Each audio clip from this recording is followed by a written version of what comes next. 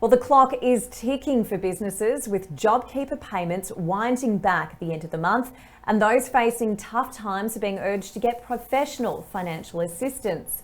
For more, I'm joined by Domenic Calabretta, CEO of Mackay Goodwin. Thank you so much for your time today. Hi, thank you. Do you think there will be an increase in voluntary liquidations when JobKeeper does wrap up? Look, I think we will experience an increase in businesses in financial crisis once JobKeeper finishes at the end of next week. Many companies have benefited from the JobKeeper wage subsidy, which may have kept them from insolvent trading. Coupled with that, the government implemented a temporary safe harbour safety net that protected businesses that were trading insolvent from having insolvency action brought against them by creditors. That finished on New Year's Day, so I fear many businesses were still able to limp along because they had been given the added help of JobKeeper. Now that is being wound back. There are no more safety nets, and many businesses will quickly reach crisis points. I am anxious for those businesses who have been unable to get into their pandemic recovery mode due to ongoing restrictions, especially since the government has further delayed international travel, namely companies that rely on international tourists and those associated with travel. Now, of course, the government last week announced a $1.2 billion travel subsidy, which would see the cost of flights slashed to half price to try and boost the tourism and aviation sectors. But do you think this travel subsidy is going to stack up and make up for the loss of JobKeeper? I think the government's travel subsidy will go some way to helping a few businesses, mainly the domestic airlines and tourist businesses in a few regional destinations.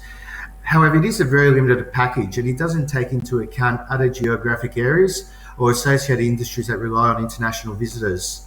Businesses that won't see any immediate relief include international conferences organisers and venues or international educational sectors, and also outbound international travel agents, to name a few. I hope that the government will consider wider affected industries and find a way to help the whole sector rather than just a small part of it. Of course, there will be a lot more tourism businesses affected come the 28th of March deadline. Yeah, and there was a lot of, backlash from the states who say some of their key destinations missed out. What did you make of that reaction? Yeah, look, obviously the government, as have been doing in the past 12 months, they have been rushing legislation and also relief packages, and I don't think it was a well thought out package. I think they are doing these sort of benefits on the go. So I hope that they do reconsider and keep in mind, the whole industry rather than the small business sector. Now, as we've mentioned, that March 28 cutoff is looming large for businesses. What action can businesses take ahead of time? Look, businesses should establish what their financial exposure will be once the wage subsidy finishes. They should look at what their current creditors are, what their future cash flow requirements are, and whether the business can sustain the cash flow. They also need to keep in mind that if their business is in serious financial trouble, they should seek help now and not wait till JobKeeper ends and they really do start encountering problems with their creditors. Employee entitlements such as redundancies will need to be covered where a business may need to liquidate. So seeking early help from a qualified financial restructuring practitioner should give companies the peace of mind that they have the support and the relevant resources to move ahead.